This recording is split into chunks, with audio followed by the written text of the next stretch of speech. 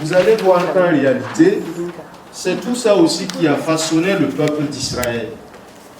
Vous avez la mer qui est à ce niveau. Vous avez l'Égypte qui est en bas ici.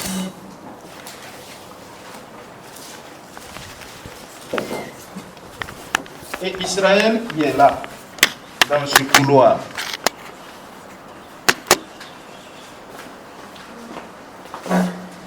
Donc, un peu à ce niveau, vous avez la Syrie. Là, vous avez la Perse. Et à ce niveau, vous avez la Mésopotamie. La Mésopotamie. Et au loin ici, vous avez Rome. Et un peu plus en haut, là, vous avez la Grèce. Donc, nous avons affaire à 6 puissances. C'est l'histoire et la géographie de tout l'Ancien Testament comme ça. Chacun aura sa période de domination. Donc, à l'est, on a la Mésopotamie. La Mésopotamie regroupe en réalité toute cette partie. Donc, ici, nous avons Babylone. Quand on dit la Babylone, en même temps avec tout ce couloir à l'est, forme ce qu'on appelle la Mésopotamie. La Mésopotamie, ça veut dire quoi en grec? Un pays qui se trouve entre deux fleuves. Vous avez l'Euphrate et puis le Tigre qui englobe les trois régions. Ce sont 3 puissances qui vont se développer au fur et à mesure autour du croissant fertile. Qu'est-ce que le croissant fertile? Le problème pour Israël est que Israël est à ce niveau. La mer est là. Et Israël est considéré être situé dans une zone fertile. Alors, on verra successivement la domination de ces peuples qui veulent par tous les moyens accaparer Israël, sans oublier que c'est un couloir de commerce et un couloir aussi qui favorise les échanges entre les peuples. Donc, on retrouve notamment en Mésopotamie des régions comme Sumer, Akkad et Babylone, et aussi la Syrie. Donc ces régions, ces territoires forment ce qu'on appelle aujourd'hui l'Irak, l'actuel Irak, simplement, sans oublier que la Perse aussi, c'est l'actuel Iran. Et là, Babylone, c'est pratiquement l'actuelle Turquie. Et là, on est en Syrie, on est pratiquement en Irak. Le problème est encore réel aujourd'hui. Je ne sais pas si vous suivez l'actualité, vous voyez qu'on a l'impression que nous recommençons à vivre dans l'Ancien Testament. Parce qu'il y a la guerre entre... Pourtant, ces deux peuples ne s'étaient jamais attaqués. L'histoire a montré que c'est Cyrus, roi de Perse, qui a libéré Israël. C'est ça, hein? Si vous avez bien lu. D'accord. Donc on est dans une histoire qui se renverse. Maintenant, c'est l'Iran et Israël qui font la guerre. Et puis les autres regardent. Voilà l'Irak et la Turquie. Bon, l'Égypte est encore à sa place. La Grèce, c'est pratiquement le côté européen. Vous êtes d'accord? Et puis il y a Rome qui est au loin. Alors n'oubliez pas que Paul va quitter toute cette zone pour parcourir et annoncer la bonne nouvelle. Quand on présente la géographie comme ça, ça n'a l'air de rien, mais ça fait de grandes distances à parcourir. Donc, la Syrie connaît son expansion pendant le 9e siècle. Elle prend Samarie en 721, puis elle est conquise par l'Égypte en 660. Donc, Ninive, la capitale de la Syrie, sera prise par Babylone en 612. Donc nous avons affaire à des datations. La Syrie va conquérir Israël, qui sera divisé à un moment donné avec le roi à partir du règne de Salomon en deux parties. On aura Israël du nord qui forme avec Samarie comme capitale, et puis le sud avec Jérusalem comme capitale. Donc on a affaire à un peuple qui évolue. Donc dès 721, la Syrie a pris cette zone-là. Cette zone devient une zone assyrienne. Alors les Samaritains sont là. Samarie est la capitale. Voilà pourquoi ceux du sud ne considèrent pas ceux du nord en réalité. Et on verra dans l'évangile Jésus qui va le faire le tour pour citer un Samaritain, pour comparer les scribes et les pharisiens qui connaissent la loi de Dieu avec les Samaritains qu'on dépréciait. Alors, après 612, c'est Babylone qui prend le pouvoir, 612, et qui va conquérir la Syrie. Donc nous sommes dans une géopolitique assez complexe. C'est tout cela qui fait le livre de l'Exode, tout le Pentateuque si vous voulez, le livre des rois, le livre des chroniques, ainsi de suite, jusqu'aux prophètes. Et les prophètes aussi sont impliqués dans cette géopolitique parce que c'est eux qui s'adressent au roi. Si tu abandonnes Dieu, la Syrie va venir et détruire ton territoire. Alors le rôle du prophète est encore un rôle politique parce que c'est lui qui est censé interpeller les chefs du peuple pour changer la façon de se comporter vis-à-vis de Dieu. Dans cette situation géopolitique, il faut choisir entre compter sur qui? Sur Dieu. Compter sur Dieu ou compter sur un humain. Donc tous les prophètes qui passeront vont essayer de rappeler à l'ordre le peuple de Dieu. Rattachez-vous à Dieu et laissez tomber les autres puissances. Alors je poursuis. La Perse va venir en 555. Commencé en l'an 3000 avant Jésus-Christ, nous progressons toujours dans l'histoire. En 555, de 555 à 529, avec Cyrus, la Babylone sera détruite.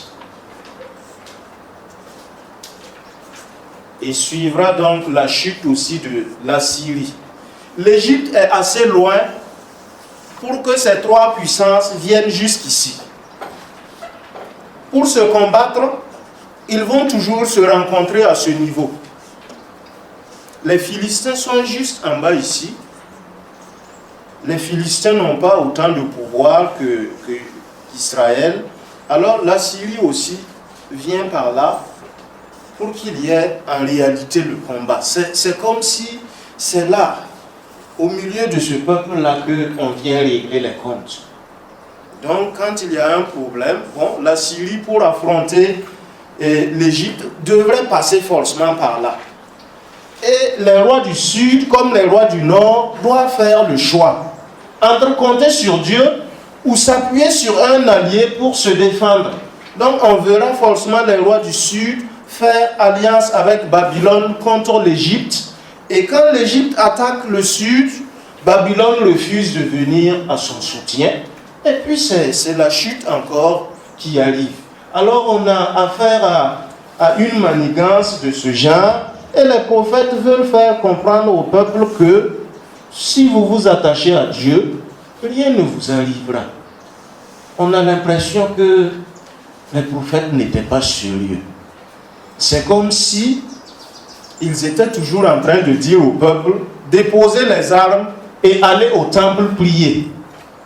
Voilà, c'est à peine si on n'est pas dans cette logique. Donc vous comprendrez que dans le livre des rois, quand on dit un roi n'a pas été bon, c'est parce qu'il a été infidèle, il a signé des traités avec d'autres rois pour sauver son peuple.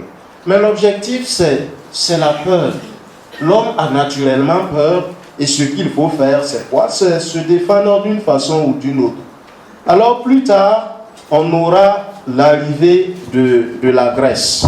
à partir de l'an 330 avant Jésus-Christ. Avec la Grèce, il y a l'arrivée des divinités étrangères. On a essentiellement des dieux que les Romains également vont adopter. Donc vous avez Artémis qui est cité dans le Nouveau Testament en Actes des Apôtres. Artémis, vous avez des dieux comme Zeus. Alors c'est la divinité des Grecs qui reviennent pratiquement dans le système de croyance du peuple d'Israël. Donc, après, à cette époque, nous sommes avec le livre des Maccabées. Donc, on a affaire à des martyrs de la foi parce qu'ils sont contre les autres divinités. Ils vont accepter de mourir pour montrer leur foi. Et plus tard, nous avons Rome qui arrive en l'an 63 avant Jésus-Christ, qui adopte les pratiques de la Grèce antique, qui impose ses divinités à tous les peuples conquis. Donc Israël va devoir accueillir des divinités de Rome au sein du temple de Jérusalem. Alors jusqu'en l'an 33, où les Romains vont mettre à mort Jésus-Christ. Donc l'histoire va de 3000 avant Jésus-Christ à 33 après Jésus-Christ. Et donc la mission des apôtres, la mission de l'Église va continuer jusqu'à l'an 70 après Jésus-Christ avec la première génération des disciples, ensuite Paul, et puis Jean-Marc, Barnabé, et la liste des pasteurs, donc les lettres pastorales. Donc, avec déjà ce tour d'horizon, vous avez une idée de la situation géographique et de la datation.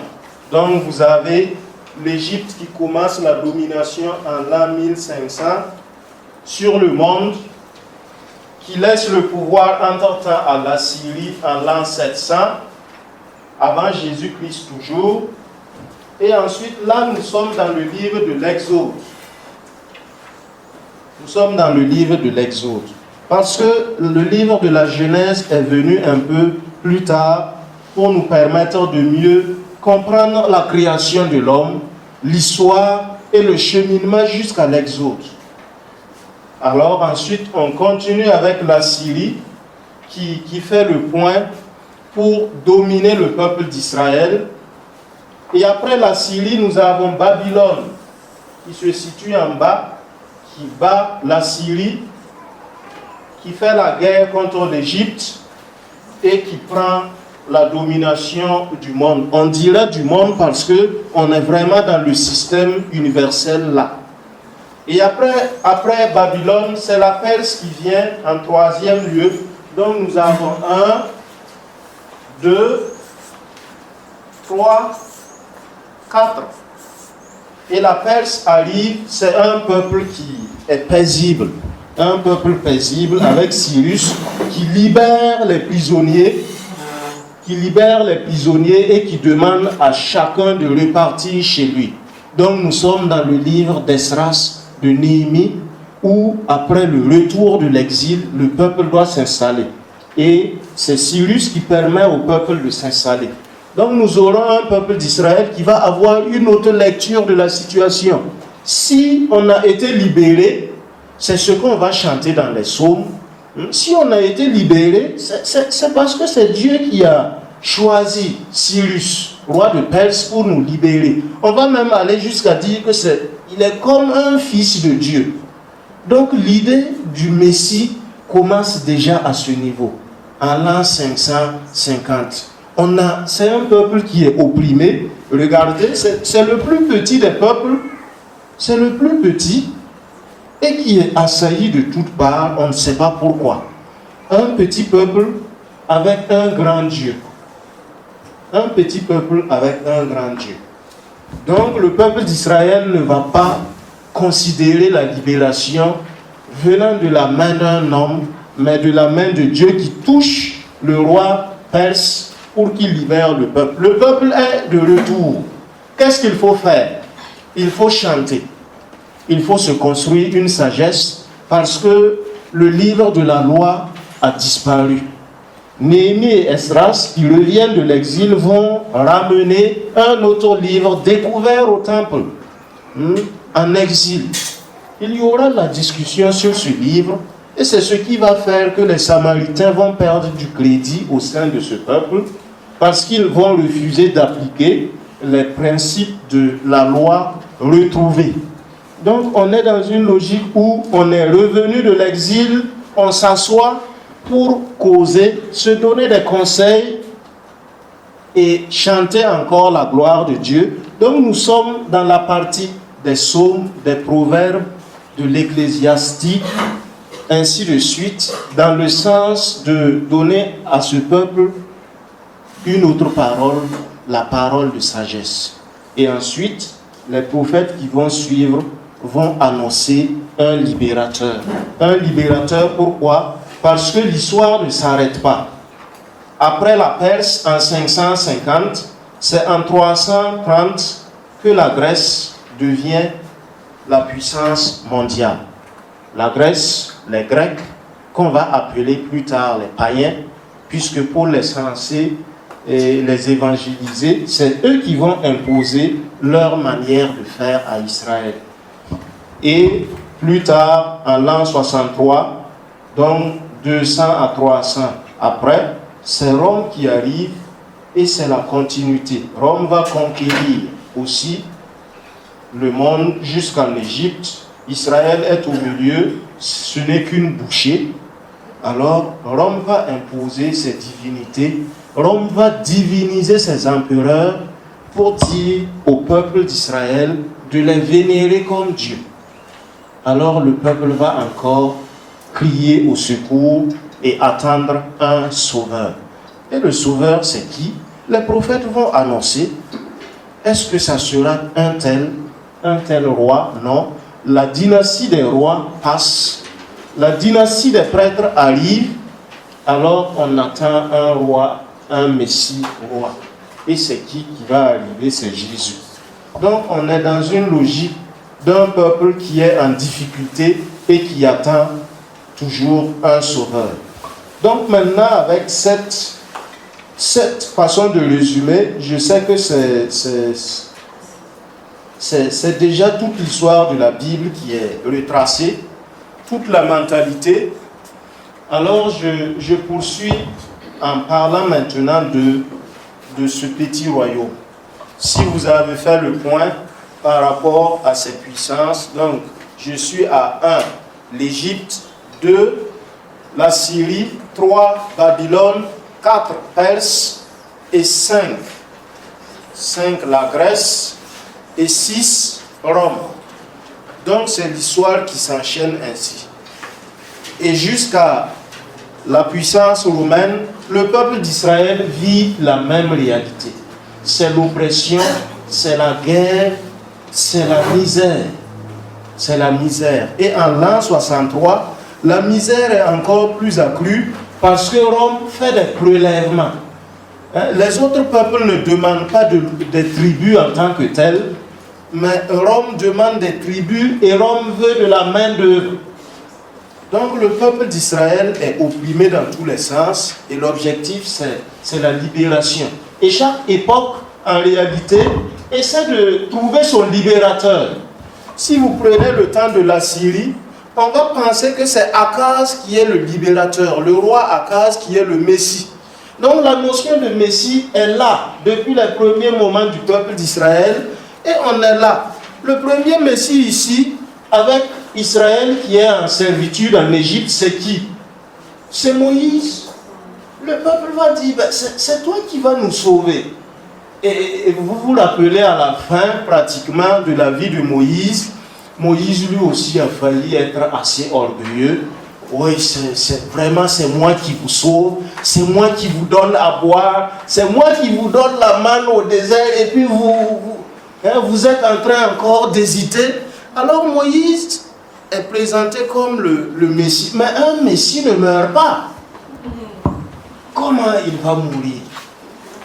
Alors on passe encore à une autre génération où, avec la domination assyrienne, on pense que c'est maintenant les rois qui sont les messies, les rois qui doivent sauver leur peuple.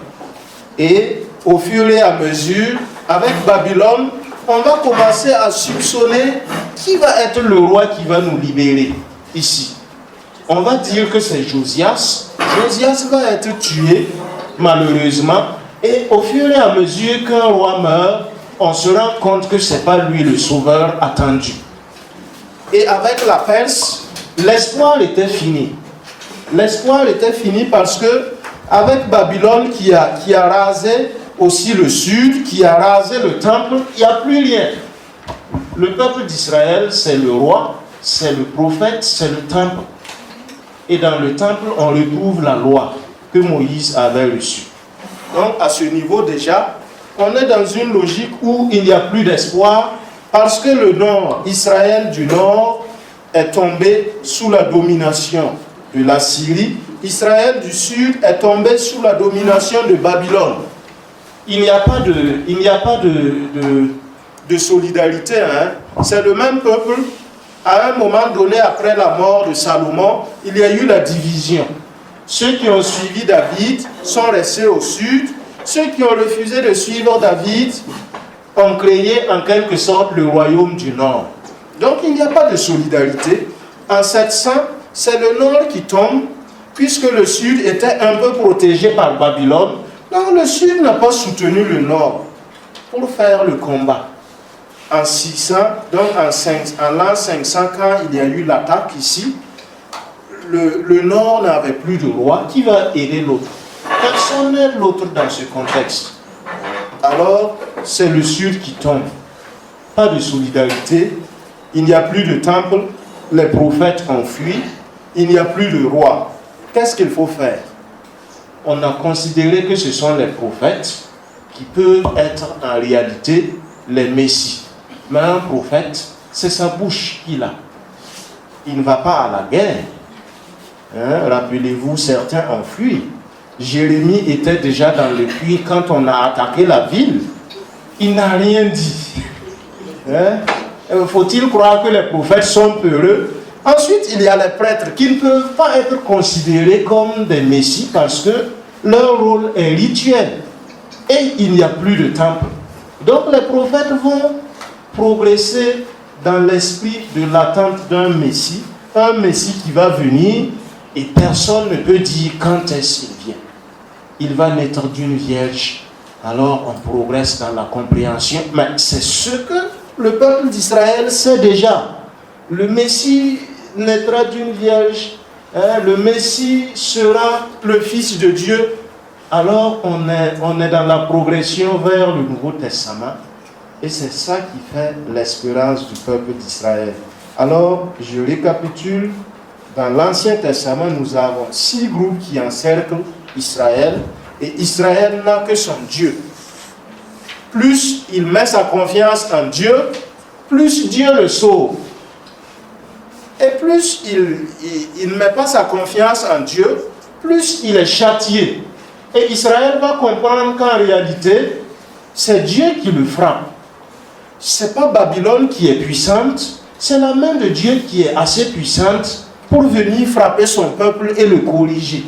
Donc on est dans une théologie de personne n'est puissant, aucun peuple n'est puissant, c'est seulement Dieu qui manifeste sa puissance en proposant en réalité aux autres peuples d'attaquer son peuple pour le corriger.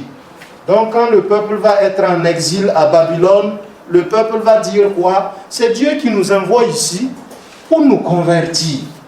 Quand nous serons assez convertis, il va nous libérer. Donc le peuple a chanté à Babylone. Le peuple continuait de pratiquer la religion à Babylone. À Babylone, on retrouve un livre comme Daniel. avec l'histoire de Suzanne. Suzanne et son mari. Alors c'est l'histoire de l'homme qui se retrouve en exil, mais qui demeure juif, qui demeure pieux. C'est un message pour dire qu'en réalité, même en terre d'exil, à l'étranger, il y a des gens qui s'attachent à Dieu et qui sont dans la fidélité. Ce sont ces personnes-là qui sont sauvées. Et un exemple d'une femme, c'est rare qu'on retrouve l'exemple d'une femme comme ça.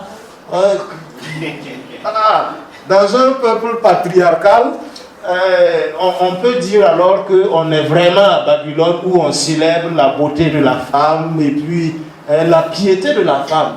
Alors ça c'est rare. Ça montre que les femmes, les hommes en terre d'exil, quand ils vivent leur foi convenablement, ils sont protégés par Dieu. Et c'est ce qui va provoquer la libération du peuple. Qui va libérer ce peuple?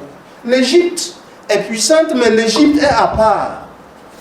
Voilà, le royaume du Sud a compté sur l'Égypte et ça n'a pas marché. Et quand il fallait demander de l'aide à l'Égypte, le pharaon a dit non, chacun va gérer ses problèmes. Il a la facilité d'arriver au sud ici pour aider le Jérusalem, mais il ne le fait pas. S'il le fait, il y aura la guerre déclarée avec Babylone. Donc, géopolitiquement, il reste dans son coin. Il n'y a que cette partie où il faut faire la guerre. Or, c'est le sud qui assure la sécurité de cette zone. C'est Josias qui assure la sécurité de cette partie. Et c'est ce qui va provoquer la mort de Josias et la prise du royaume du sud par Babylone. Donc, vous voyez, il y a des faux amis. On est dans une logique de faux amis. Je suis ton ami, mais je ne vais pas t'aider cette fois-ci. Débrouille-toi. Et c'était trop tard pour repartir, faire confiance à Dieu. On a interpellé le roi à plusieurs reprises. C'est quand le danger est arrivé qu'il a commencé à appeler le prophète, qu'il vienne nous annoncer la parole de Dieu, pour que nous changions très rapidement, pour que Dieu nous sauve. Ça n'a pas été le cas.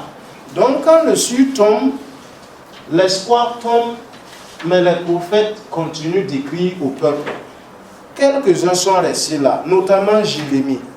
On pense que Jérémie écrivait encore des lettres là, pour encourager ceux qui sont en exil. Ne baissez pas les bras, c'est vous le reste d'Israël. Le petit reste, c'est ça, la petite flamme qui reste encore allumée. C'est ce peuple qui va redonner vie à tout le peuple d'Israël. Et c'est cet espoir qui va continuer jusqu'à l'attente du Messie dans le Nouveau Testament. Alors,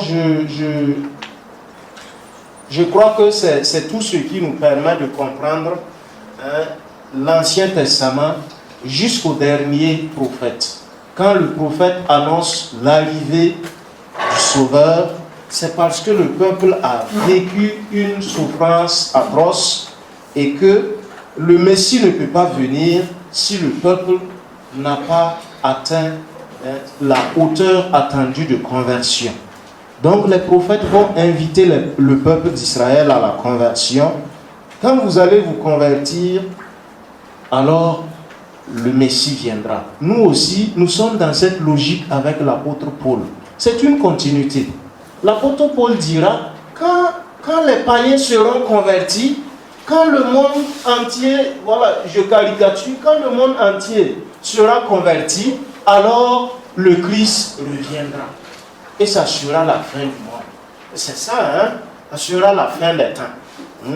Donc, ça va être quand? Voilà, c'est une conversion universelle. Ça va être quand? Donc, on est dans la logique de l'espérance. L'Ancien Testament a espéré l'arrivée d'un Messie. Le Nouveau Testament nous a présenté ce Messie et son activité, sa mort et sa résurrection. S'il n'était pas ressuscité, alors on n'allait pas dire qu'il était le Messie. C'est ça qui nous encourage, nous. Quand vous finissez de lire la Bible, vous avez parfois peur, hein?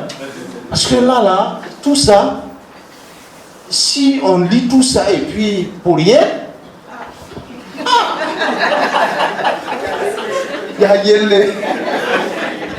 Donc on est dans une continuité. L'Ancien Testament a espéré l'avènement du Messie.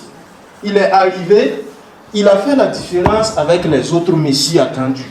À un moment donné, on a cru que David, c'était le Messie. Mais les prophètes, après, ils vont dire quoi? Le fils de David. Ça sera lui le Messie. C'est quel fils? On a cru immédiatement que c'est Salomon. Mais, à l'arrivée, Salomon, il commet des péchés. Il ne vit pas comme un Messie. On a pensé que c'était le Messie sauveur que le peuple attend. Un Messie sauveur qui va repartir se venger là, qui va aller se venger là, ce peuple était pacifique, ça va, qui va se venger là et qui va redonner la splendeur au peuple d'Israël. C'est ça. Ça n'a pas été le cas. David est mort, Salomon est mort. Qui va venir? Donc les prophètes vont annoncer un Messie et l'Ancien Testament va nous conduire jusqu'au dernier prophète qui dévoile en réalité celui qui va venir, l'identité et la mission du Messie. Et la naissance de Jésus indique assez clairement que c'est lui le Messie attendu. Va-t-il mourir comme les autres? On pense qu'il est prophète parce qu'il est un Messie bavard. Excusez le terme bavard parce qu'il a prêché. Donc, qui a prêché aussi comme lui en itinérance, c'est Élie. Élie, on sait que Élie est mort. Il a fini sa vie comment? Est-ce qu'on l'a enterré? Il a été amené au ciel. C'est déjà un signe messianique. Mais comment on peut comprendre cela? Parce qu'il n'est pas revenu. Donc dans le Nouveau Testament, en décrivant la transfiguration, celui qui écrit a tendance à voir Élie, qui n'était pas enterré, qui est parti et qui revient avec qui? Avec Moïse, c'est ça? C'est un signe que l'écrivain sacré est en train de faire un rapprochement avec ces événements pour nous montrer que c'est Jésus le Messie. Le couronnement de cela, c'est la résurrection. Les autres sont morts, l'un a été envolé, amené au ciel, mais lui, il a été crucifié. C'est assez visible qu'il est mort. Les prophètes avaient annoncé un peu cela dans la souffrance du prophète Isaïe, le serviteur souffrant, qui raconte toute sa souffrance. C'est Jésus qui le racontait déjà. Alors la résurrection devient un lieu de foi, un lieu qui affirme définitivement que nous avons affaire à un Jésus Messie. Que va-t-il faire? Le Nouveau Testament s'ouvre avec cette espérance. Que va-t-il faire? Va-t-il libérer Israël de la main de Rome? On veut un Messie quand il y a des difficultés que le peuple vit. Le peuple est sous la domination de Rome. Alors le Messie, son devoir, c'est de libérer le peuple d'Israël de Rome. Et c'est ce peuple romain qui va mettre à mort Jésus. Voilà pourquoi les Juifs n'ont jamais accepté que Jésus était le Messie attendu. Mais nous avons accepté cela. Nous sommes rentrés dans le système du Nouveau Testament avec Jésus. Après la résurrection, nous sommes dans un autre rythme de l'espérance. C'est ce que Paul va annoncer.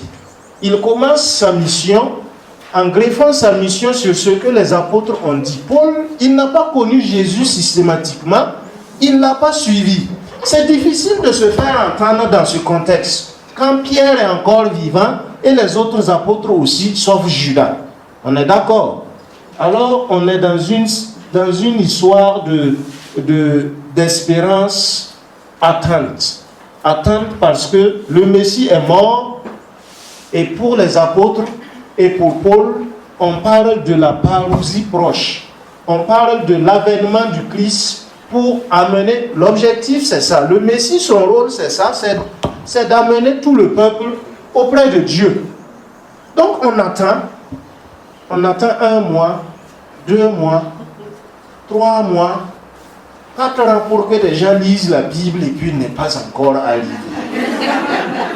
Moi-même, je craignais quand je lisais la Bible en 2008. Je dis, si il faut finir de lire la Bible pour qu'il vienne t'amener, je vais laisser le livre de l'Apocalypse tranquille.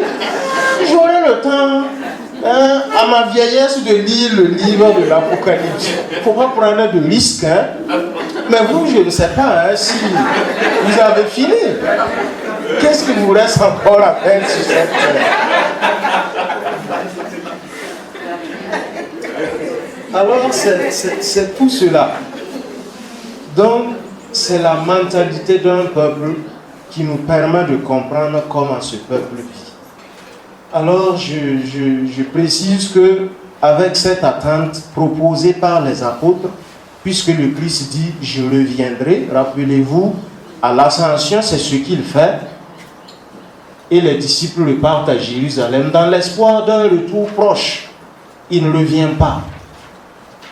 Quand Paul va commencer à annoncer la bonne nouvelle, il va dire « Non, ce n'est pas la peine de vous encombrer de beaucoup de choses. » La première communauté chrétienne aussi, qui vit cette attente, va simplement dire au peuple « Ce n'est pas la peine de vous enrichir, de payer des maisons, des champs. Le Christ va revenir, il a promis de revenir le plus tôt possible.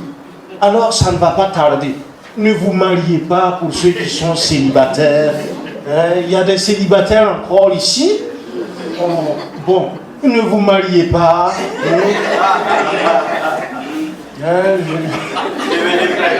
Pour devenir prêtre. C'est pour bientôt.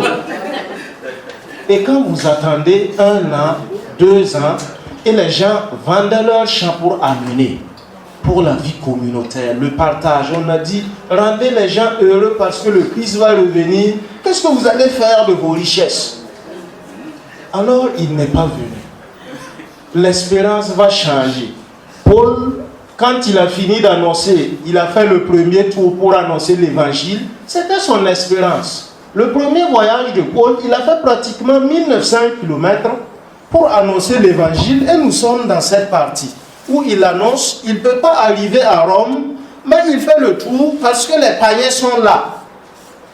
Cette partie, on considère que cette partie n'existe plus en tant que telle. Et le peuple d'Israël a fait le tour de ces zones. On considère qu'il y a eu une sorte de conversion pour ces peuples. Donc les païens, c'est la Grèce qui semble inaccessible. Alors Paul va assurer cette mission en Grèce pour qu'il y ait la conversion. Donc on a la mentalité du peuple à convertir pour que le Christ revienne. Il a fini le voyage, il est revenu à Jérusalem, il a fait le point aux apôtres. Ah, maintenant c'est bon. Le Christ va revenir parce que tout est réglé. D'accord, tout est réglé. J'ai annoncé l'évangile aux païens. Et un Macédonien va appeler Paul plus tard. Avance encore plus loin en Macédoine et sauve-nous. Donc, il y a des territoires qui n'ont pas été touchés. Et Paul va aller jusque-là. Et plus tard à Rome. Et à Rome où il écrit ses lettres, il raconte son espérance. Ne perdez pas la foi. Il n'est pas encore venu. Nul ne sait ni le jour ni l'heure où le Christ reviendra. Il viendra comme un voleur. On est dans la métaphore, il viendra comme un voleur, préparez-vous quand il va venir, qu'il vous trouve net et irréprochable pour que vous partiez avec lui au ciel. Alors c'est ce qu'on va appeler la désespérance d'un homme en fin de vie. Il sent que ce qu'il attendait ne va pas arriver. C'est difficile, hein? C'est difficile, c'est là qu'on retrouve les larmes de Paul dans certaines lettres comme la lettre aux Romains, la lettre aux Corinthiens, ces lettres de captivité, où il est captif avec l'espérance que le Christ arrivera vite pour qu'on en finisse quoi. C'est parfois ça aussi, pour qu'on en finisse. C'est tout ça aussi la Bible en chacun de nous. Il y a des situations où tu veux en finir quoi. S'il vient, tout le monde est tranquille et puis s'il nous amène tous, bon, c'est fini pour tout le monde. Mais partir tout seul là, c'est pas intéressant. Donc Paul est dans cette situation. Donc dans les lettres pastorales, alors si vous remarquez ma progression, je suis au niveau des lettres de Paul, je suis arrivé dans les lettres pastorales où il va écrire maintenant aux plus jeunes qui sont dans les églises. Ils sont considérés comme les évêques aujourd'hui. Hein, il y a des anciens de la communauté, mais qui ont des rôles de surveillance, mais il y a les plus jeunes qui occupent des rôles, des responsabilités. Vous avez Timothée, vous avez Tite, vous avez un peu plus tard Philémon, vous avez Jean-Marc, vous avez Barnabé aussi, ceux qui ont côtoyé Paul. Donc nous avons la deuxième génération des apôtres. Donc la première génération, ce sont les apôtres du Christ, ceux qui étaient les 12. Les 12, la deuxième génération, c'est Paul essentiellement. Et la troisième génération, vous avez Timothée, Tite, Philémon. On a affaire aux lettres pastorales. Aux lettres pastorales. Et peut-être un peu plus tard, voilà, vous avez les petites lettres, les épîtres de Pierre, de Jacques, de Jude, de Jean, qui accompagnent le même système de réflexion, parce que Paul est passé, on a attendu, il n'est pas venu, il ne faut pas arrêter la mission, hein, puisqu'on est dans la notion de l'eschatologie, l'avènement du Christ. Il va venir quand? Chacun doit se préparer individuellement. C'est devenu la règle. Avant, on attendait de façon communautaire, on allait à la fraction du pain, qui est la célébration communautaire du dimanche.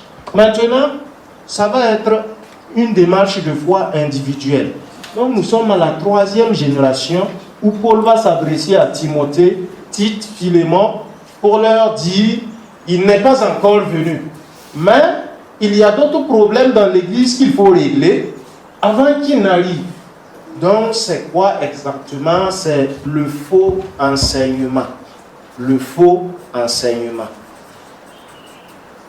On pense que c'est le moment de la philosophie qui commence à rentrer dans le système de l'Église avec d'autres types de croyances, d'autres façons de vivre.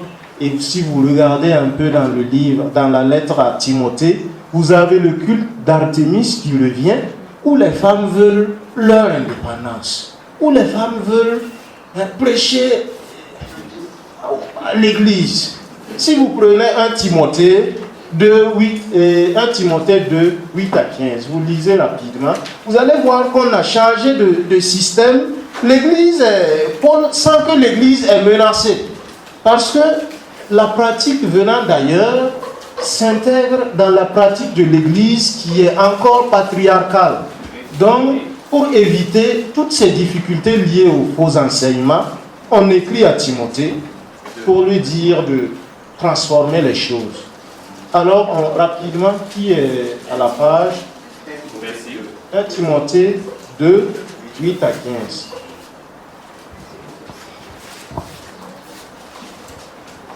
Ainsi donc, je veux que les hommes prient en tout lieu, élevant vers le ciel les mains pieuses, sans colère ni dispute. Que les femmes eux-mêmes aient une tenue décente, que leur parure, modeste et réservée, ne soit pas faite de cheveux tressés, d'or, de pierreries, de somptueuses toilettes, mais bien plutôt de bonnes œuvres, ainsi qu'il convient à des femmes qui font profession de piété. Pendant l'instruction, la femme doit garder le silence en toute soumission. Je ne permets pas à la femme d'enseigner ni de faire la loi à l'homme. Qu'elle garde le silence. C'est Adam en effet qui fut formé le premier, Ève ensuite. Et ce n'est pas Adam qui se laisse séduire, mais la femme qui, séduite, se rendit coupable de transgression. Néanmoins, elle sera sauvée en devenant mère, à condition de persévérer avec modestie dans la foi, la charité et la sainteté. Ça nous arrange, hein? Vraiment, ça, les femmes ont entendu. Avec ce texte, nous sommes dans les lettres pastorales. C'est une autre époque. C'est l'époque de l'organisation de l'Église. Vous voyez, quand on a attendu le retour du Christ en vain, on a tout vendu, on a donné à manger aux pauvres. Quand on dit que Voilà, celui qui ne travaille pas, qui ne mange pas non plus. On est dans une église où, avant, on pensait que le Christ viendrait très vite. On a mis beaucoup de choses en commun. On a aidé ceux qui devraient être aidés, mais plus tard, ils n'arrivent pas. L'église ne peut plus continuer à fonctionner ainsi. On va dire que tout le monde travaille pour manger le pain qu'il aura gagné. Donc vous voyez, on commence à organiser l'église. C'est la première communauté chrétienne. Or, dans ces communautés, les chrétiens ne peuvent plus aller au temple pour la prière. Ils ne sont pas juifs. Ils sont juifs, mais ils ne vivent pas le rituel des juifs parce que l'Ancien Testament cesse avec l'arrivée du Christ. Donc, qu'est-ce qu'il faut faire? C'est la fraction du pain. On va faire la prière dans les maisons. Et quand c'est le tour de la famille Kabouré de recevoir le groupe des chrétiens du village, on met en quelque sorte un dessin de poisson sur les portes pour indiquer que c'est là. Et pour éviter que des troubles-fêtes n'arrivent dans la zone, alors c'est là, dans les familles, que le père de famille accueille. Il est censé être celui qui va partager la bonne nouvelle si le prophète n'est pas là. Le prophète, c'est qui? C'est le premier responsable, Timothée, Tite ou Paul s'il est de passage. Et là, les familles s'organisent et on appelle cela les églises domestiques. Et dans l'église domestique, c'est le père de famille qui est responsable. Et le problème, avec l'arrivée de Rome en l'an 63, chez les Romains, ce sont les femmes qui commandent les maisons. Donc vous voyez, les femmes prennent très vite les habitudes intéressantes et elles veulent les appliquer systématiquement. C'est pas élite, c'est ça, non? Bon. C'est toi qui peux parler à ma place, hein? Alors il faut me soutenir.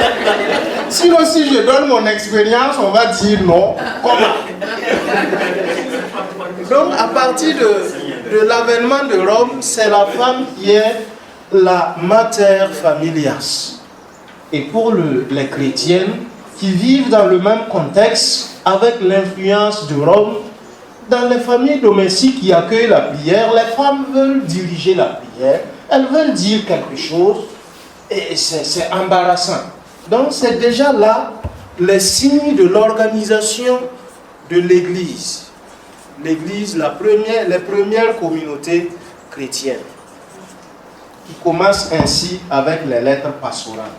Donc l'Église va se structurer jusqu'à ce que nous atteignions quoi? L'Apocalypse. Et en structurant l'Église, les autres épîtres donnent des indications. Il faut faire attention à l'argent, parce que l'argent nous pousse à abandonner Dieu, à rejeter les autres. Là, c'est Jacques qui nous dit ça.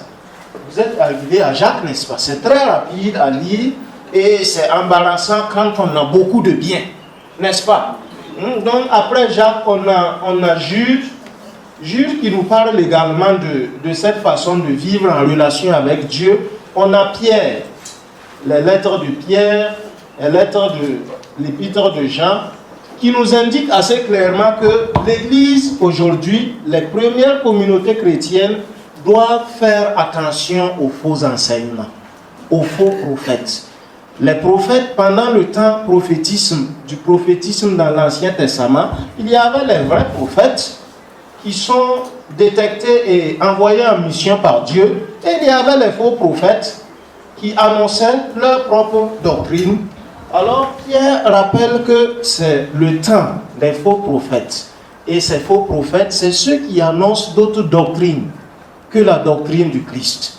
Donc ces faux prophètes sont à combattre pour que chaque chrétien devienne un vrai chrétien.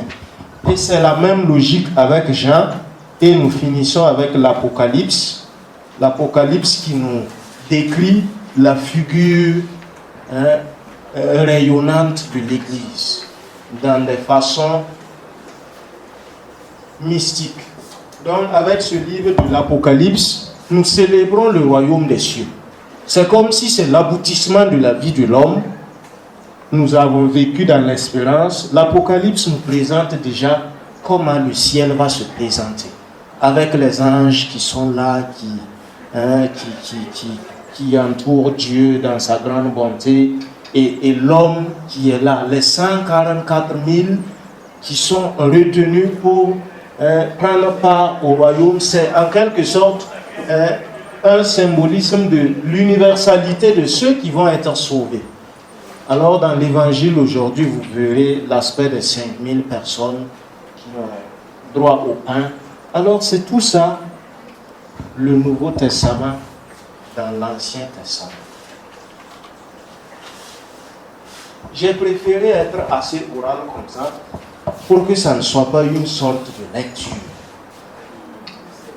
Les fichiers, vous allez les avoir tout de suite même, parce que pour la deuxième partie qui va commencer, j'aimerais bien que nous... Je n'insiste pas sur cette partie. Mon objectif est que vous puissiez, quand je dis maîtriser la parole de Dieu, que vous puissiez en 10 minutes faire tout ce tour-là pour retomber sur l'Apocalypse. Pouvoir dire, tout commence avec un peuple qui a des voisins, un peuple qui est faible et qui doit compter sur Dieu.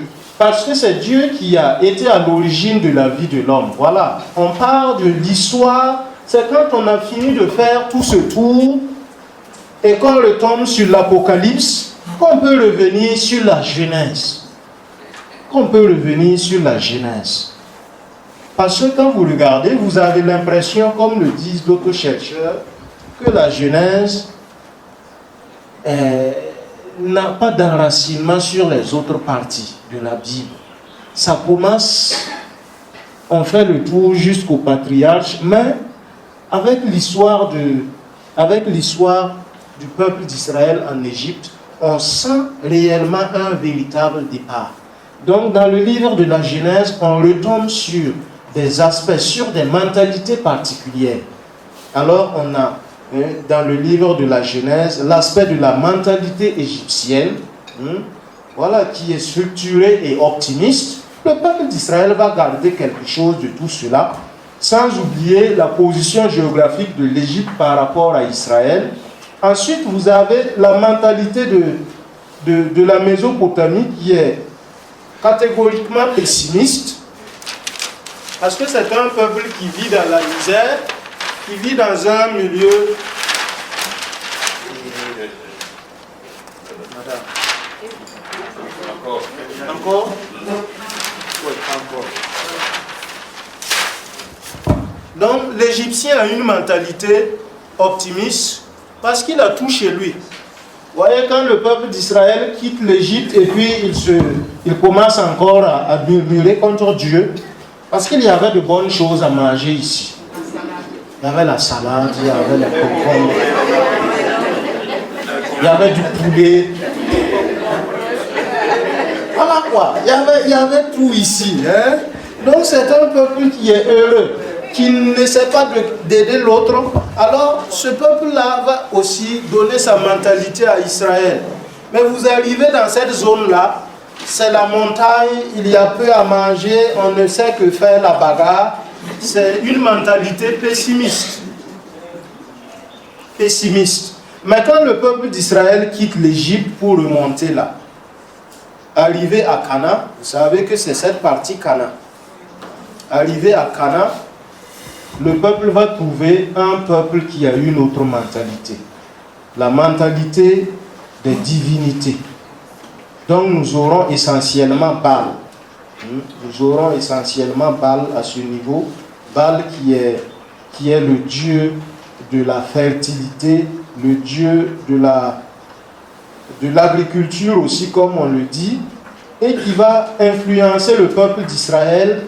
Voilà pourquoi Dieu a exigé à ce qu'on extermine tous ceux qui sont là, pour éviter d'influencer son peuple. Nous sommes dans la logique, pas du Dieu violent, mais du Dieu fidèle. Il est assez fidèle, si bien qu'il ne veut pas voir de rivalité tout autour. Donc on dira quoi? De façon, dans un terme conjugal, c'est un Dieu jaloux.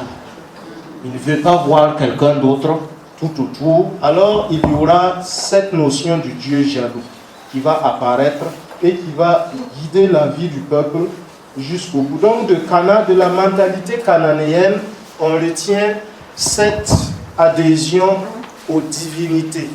L'adhésion aux divinités. Adhésion aux divinités. Alors, pour poursuivre, je souhaite que chacun prenne 5 minutes. Vous avez de quoi écrire quelque chose? Oui. Voilà, vous faites un grand résumé de la Bible. En quoi? En 5 lignes. En 5 lignes. C'est ce que moi j'ai fait. En 5 lignes.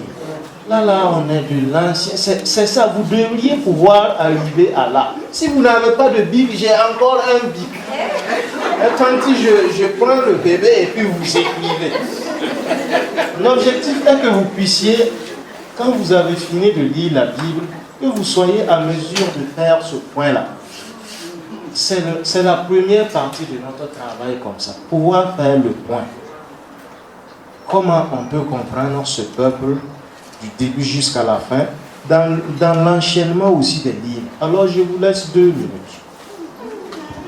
Pour 5 livres, 2 minutes, c'est assez généreux. Bon, les tantis sont là, hein. Rassurez-vous. Voilà. Je passe le micro à 2 personnes qui vont nous dire, voilà, vous commencez. Vous avez écrit quelque chose.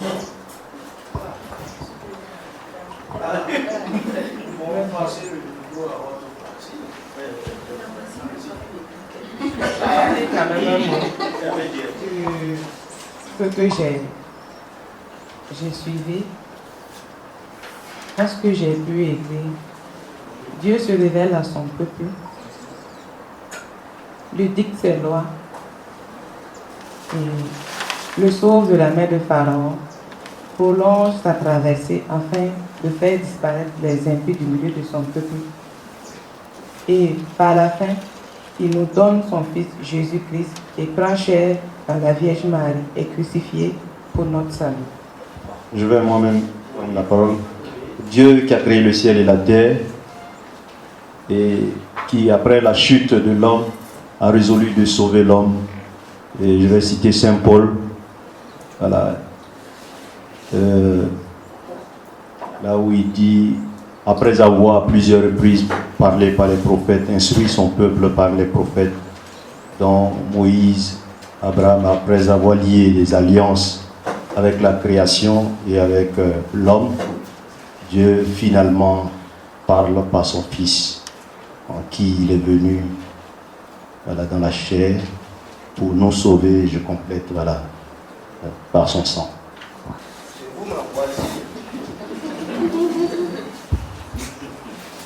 Oh, j'ai noté quelques... Et pour moi, c'est, comme vous l'avez dit, l'histoire d'un peuple avec son Dieu. Le peuple souffre de famine, de faim, de guerre. Et Dieu envoie ses prophètes pour annoncer au peuple qu'il va le sauver et qu'il y aura un Messie. Effectivement, le Messie arrive et fait découvrir aux hommes qui est Dieu, son amour, sa miséricorde. Et après sa mission, il retourne au Père et il confie à ses disciples la mission de convertir le monde en attendant son retour. Merci. Donc c'est déjà ça l'objectif. Faire le point de toute la Bible en quelques lignes, en quelques minutes. Quand vous arrivez à faire cela, ça veut dire que vous êtes à mesure, quand vous avez un texte du Nouveau Testament, comme par exemple à la messe, quand